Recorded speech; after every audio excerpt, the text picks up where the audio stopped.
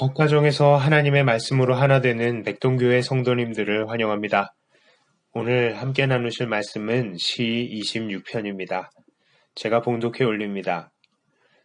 내가 나의 완전함에 행하였사오며 흔들리지 아니하고 여호와를 의지하였사오니 여호와여 나를 판단하소서. 여호와여 나를 살피시고 시험하사 내 뜻과 내 양심을 단련하소서. 주의 인자하심이 내 목전에 있나이다. 내가 주의 진리 중에 행하여 허망한 사람과 앉지 아니하였사오니 간사한 자와 동행하지도 아니하리이다.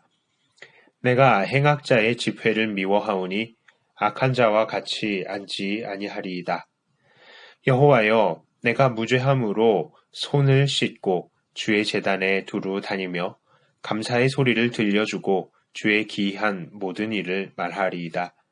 여호와여 내가 주께서 계신 집과 주의 영광이 머무는 곳을 사랑하오니 내 영혼을 죄인과 함께 내 생명을 살인자와 함께 두지 마소서. 그들의 손에 사악함이 있고 그들의 오른손에 뇌물이 가득하오나 나는 나의 완전함에 행하오리니 나를 속량하시고 내게 은혜를 베푸소서. 내 발이 평탄한 데에 섰사오니 무리 가운데에서 여호와를 송축하리이다. 아멘. 시 26편은 아주 단순한 내용을 가지고 있습니다. 이 시의 첫째 부분은 자기를 판단해 보아달라는 하나님을 향한 청원입니다. 그 내용은 1절부터 4절 초반까지 나옵니다. 다윗은 지금까지 하나님 앞에 완전하게 살아왔으며 행악자들과는 다른 삶을 살고 있다 하고 말을 합니다. 그러니 자기를 살펴보시고 시험하여 보시라고까지 말합니다.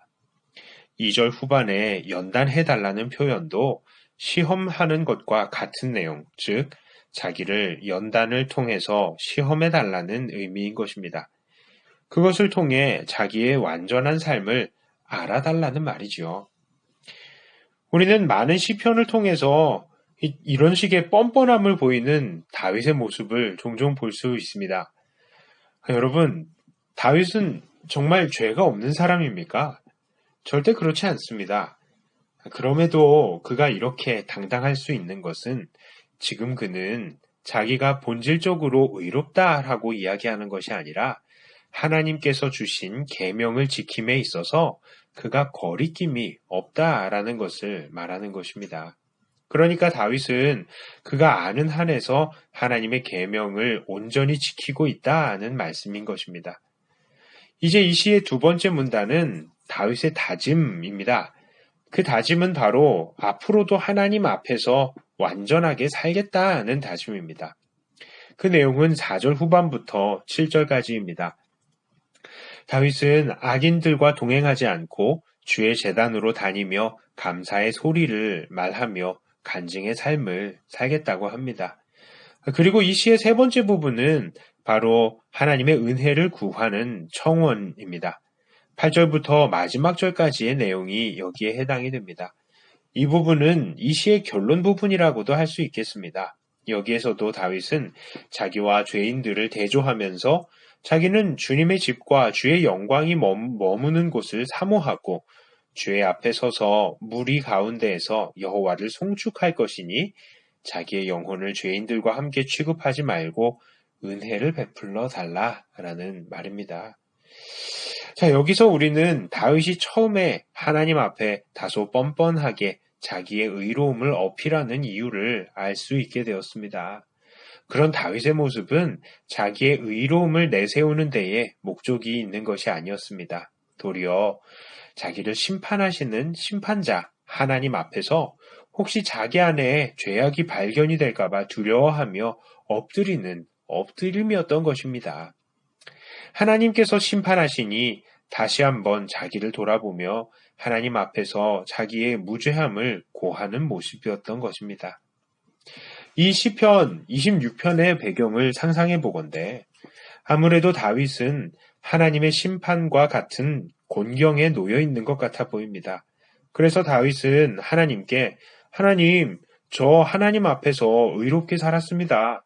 앞으로도 그렇게 잘 살게요. 그러니 저를 심판하지 말아주세요. 하고 호소하는 것입니다.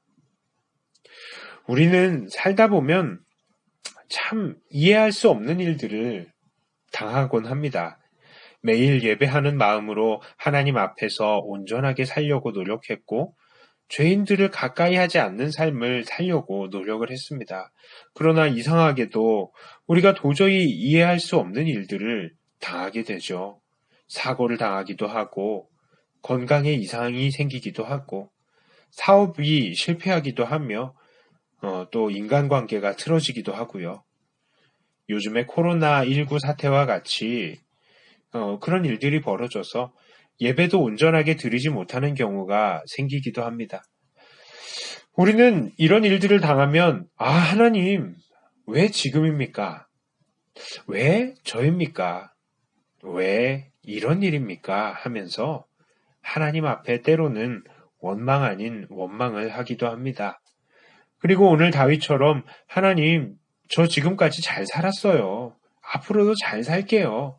그러니 저를 벌하지 말아주세요. 하고 호소하게 되는 것입니다. 그런데 오늘 이 시를 읽으면서 저는 십자가에 달려서 돌아가신 우리 예수님이 생각이 났습니다. 왜냐하면 예수님이야말로 오늘 이 시의 주인공이 될 만한 분이시기 때문입니다.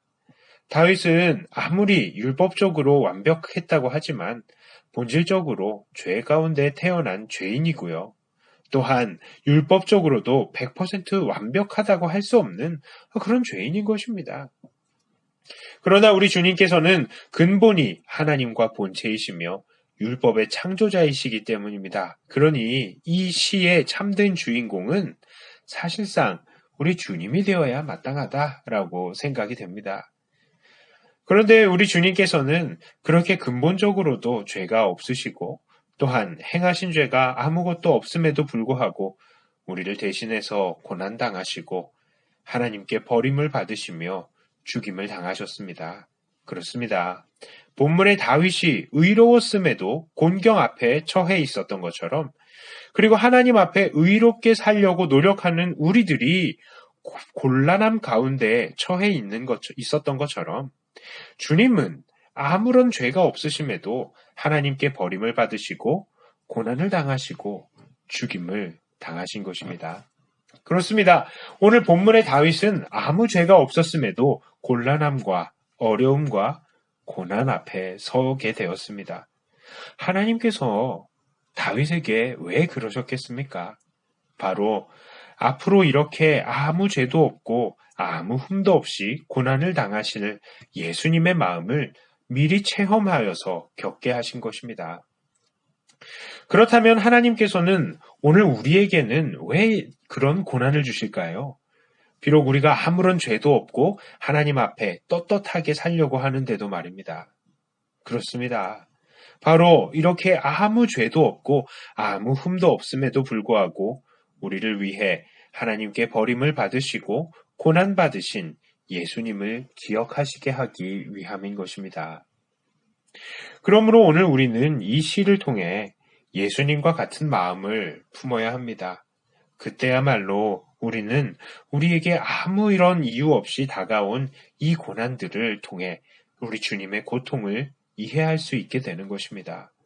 주님, 내가 이렇게 배신당해서 속상한 것을 보니 주님께서 당하신 배신이 조금 이해가 갑니다. 주님, 제가 이렇게 육체적으로 아픈 것을 보니 아무 죄 없이 십자가에 못 박히신 주님의 고통이 조금 이해가 갑니다. 주님, 제가 이렇게 배가 고파 보니 물 한 모금 마시지 못해서 목말라 하셨던 주님의 고통이 조금 이해가 갑니다. 주님, 이렇게 제가 하나님께 버림받은 것 같은 기분을 겪어보니 정말 하나님께 버림을 받으신 주님의 마음이 조금 이해가 갑니다. 이렇게 말이죠. 우리는 그제서야 비로소 주님의 상황을 조금 더 이해할 수 있게 되는 것입니다. 그리고 그제서야 우리는 하나님께 감사할 수 있게 되는 것입니다. 주님, 저를 위해서 그렇게 고통을 당하셨군요. 저를 위해서 그렇게 목이 마르셨군요. 저를 위해서 그렇게 배신을 당하셨군요. 저를 위해서 그렇게 버림받으셨군요. 정말 감사합니다. 이렇게 말입니다. 우리 하나님께서는 바로 그것을 위해서 우리에게 이렇게 고난을 허락하시는 것입니다. 이제 말씀을 맺겠습니다. 그렇습니다. 하나님께서는 우리가 의롭다 하더라도 우리들에게 고난을 허락하십니다. 또한 앞으로도 우리는 정말 수없이 많은 고난과 고통을 당하게 될 것입니다. 비록 우리가 아무런 죄가 없다 하더라도 말입니다. 그것이 인생입니다.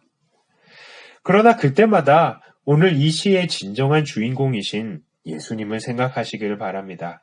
그리고 우리가 받는 고난을 통해서 더욱 주님의 마음을 깊이 깨달으시며 더욱 주님께 감사를 더하시며 더욱 주님을 사랑하시기를 바랍니다. 바로 그때에 우리는 주님과 더욱 긴밀한 일체를 이루게 될 것이고 세상은 우리를 통해서 주님을 보게 될 것입니다. 이렇게 고난의 때마다 더욱 주님을 생각하며 주님과 깊은 연합을 가지시는 저와 여러분들이 다 되시기를 주님의 이름으로 축복합니다.